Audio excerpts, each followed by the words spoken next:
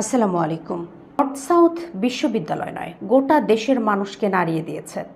পবিত্র কোরআন অবমাননার অভিযোগে বিশ্ববিদ্যালয়ের শিক্ষার্থী অপূর্ব পাল এখন স্থায়ীভাবে বহিষ্কৃত এবং আদালত তাকে কারাগারে পাঠানোর নির্দেশ দিয়েছে।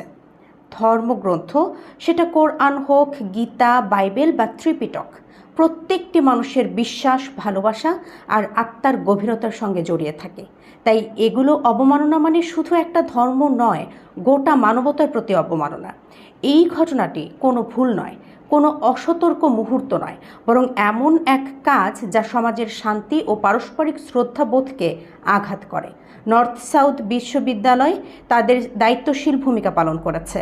জরুরি বৈঠকে অপূর্ব পালের বিরুদ্ধে কঠোর সিদ্ধান্ত নিয়েছে, স্থায়ী বহিষ্কার। সঙ্গে বিশ্ববিদ্যালয় প্রশাসন জানিয়েছে তারা এই ঘটনার আইনি ব্যবস্থা নিচ্ছে, যাতে ভবিষ্যতে কেউ আর এই ধরনের জঘন্য কাজ করার সাহস না পায়। এই ঘটনা প্রমাণ করে আমাদের সমাজ এখন আর চুপ করে থাকে না। মানুষ জানে ধর্মের প্রতি অসম্মান মানেই নৈতিকতার পতন। তবুও আমাদের মনে রাখতে হবে, বিচার হোক আইনের কাঠামোর মধ্যেই।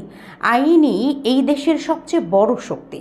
আমাদের দাবি, দোষী প্রমাণিত হলে তার সর্বোচ্চ শাস্তি দ্রুত দৃশ্যমান করা হোক, যাতে সমাজে একটা স্পষ্ট বার্তা যায়, কেউ যদি ধর্মগ্রন্থ অবমাননা করে সে কেবল একজন মানুষকেই আঘাত করে না, বরং কোটি মানুষের বিশ্বাসকে আঘাত করে।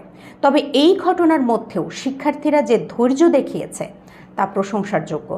নর্থ সাউথের সাধারণ শিক্ষার্থীরা শান্তিপূর্ণভাবে পরিস্থিতি নিয়ন্ত্রণে রেখেছে, প্রশাসনের সঙ্গে সহযোগিতা করেছে।